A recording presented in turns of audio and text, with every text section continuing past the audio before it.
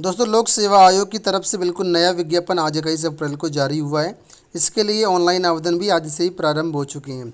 17 मई तक fees payment कर सकते हैं और 21 मई तक आप लोग इसमें अपने फॉर्म को फाइनल सबमिट कर सकते हैं। ठीक है।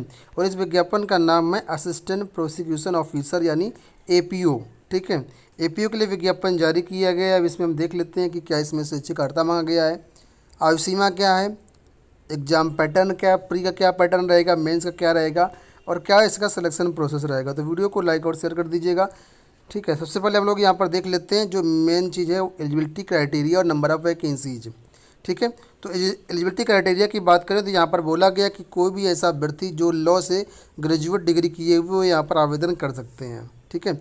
लॉ ग्रेजुएट यहाँ पर मांगा गया है और कुछ प्रेफरेंशियल में यहाँ पर अर्हताएँ दी गई हैं। तो वो देख लीजिए। नंबर 1 पे आपने टेरिटोरियल आर्मी में 2 वर्ष की सेवा की है या फिर NCC का 20 सर्टिफिकेट आपके पास है। ठीक है। तो ये 2 चीज़ें हैं प्रेफरेंशियल में। अगर आप ये हैं ना आपके पास 2 चीज़ें तो ज़रूर इसको आप अप्लाई करते समय मेंशन करिएगा। एज की बात कर लेते हैं तो नॉर्मल वही 21 से 40 वर्ष यहाँ पर एज है और जो रिजर्व कैटेगरी हैं उनको ऊपरी आयु सीमा में नियमानुसार छूट दी जाएगी।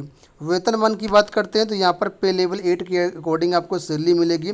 स्टार्टिंग जो आपका ग्रेड पे होगा स्केल होगा वो 47,600 रहेगा और आपको ये मैक्सिमम 1,51,100 रुपये तक जाएगा। वेतन भत्ते अलग से दिए होंगे। अब यहाँ पर हम बात कर लेते हैं अगर नंबर ऑफ़ वैकेंसीज को लेकर के। तो यहाँ पर अगर आप देखेंगे तो फिलहाल यहाँ पर लोक सेवा आयोग में इस भर्ती के लिए कुल मिलाकर के 44 वैकेंसी यहाँ पर है, लेकिन ये वैकेंसी अभी कम या ज़्यादा भी हो सकती है। ऐसी चीज़ें यहाँ पर दी गई हैं। ठीक है। अब यहाँ पर बात करेंगे सिलेक्शन प्रोसेस के बारे में, एग्जाम पैटर्न के बारे में। दोस्तों, यहाँ पर जो आपका चयन होगा basically pre exam, mains exam और इंटरव्यू के आधार पर होगा। ठीक है। तो आपको तीनों क्वालिफाई करना पड़ेगा और उसी के अनुरूप आपको मेरिट में नाम लाना पड़ेगा तभी आपका चयन होगा। ठीक है। अब यहाँ पर देखिए दिया गया है इफ़िशियंसी क्वालिफाइंग मार्क्स। तो मिनिमम जो क्वालिफाइंग मार्क्स हैं वो आपके 40% रहेंगे। ठीक है। प्री में और मेंस में भी रहेंगे 40%। और जो रिजर्व कैटेगरी के छात्र हैं उनके लिए 5% की छूट रहेगी, यानी 35% मिनिमम क्वालिफाइंग मार्क यहाँ पर रहेगा। ठीक है। इसके ऊपर लाएंगे तभी आप मेरिट में आ पाएंगे और तभी आपका फाइनल रूप से जो है चयन होगा। ठीक है। आपको बता दें प्री एग्ज़ाम में आपकी 1/3 की नेगेटिव मार्किंग भी होगी, तो उसी के अनुरूप आप लोग इसमें तैयारी करिएगा। अब बात करेंगे यहाँ पर हम लोग प्री एग्ज़ाम के सिलेबस के बारे में, एग्ज़ाम पैटर्न के बारे में। तो यहाँ पर आप लोग देख सकते हैं दिया गया कि जो आपका प्री एग्ज़ाम होगा वो 150 नंबर का आपका एग्ज़ाम होगा और यहाँ पर जो क्वेश्चंस होंगे वो भी 150 ही होंगे। ठीक है। एक क्वेश्चन 1 नंबर का होगा। अब इसमें क्या क्या आएगा तो यहाँ पर देख लीजिए। इसमें 2 पार्ट होंगे आपके प्री एग्ज़ाम में। पहला जो पार्ट होगा उसमें आपका यहाँ पर आएगा जनरल नॉलेज से संबंधित क्वेश्चन, जिसमें आपके 50 क्वेश्चन होंगे। अब जनरल नॉलेज के अंदर क्या क्या आएगा तो ये देख लीजिए। जनरल साइंस आएगा 8 नंबर का, 8 क्वेश्चन रहेंगे। Current events of national and international importance 10 number के आएंगे, 10 क्वेश्चन आएंगे। History of India 8 question, Indian national movement 8 question, Indian polity and economy 8 question और world geography and population 8 question.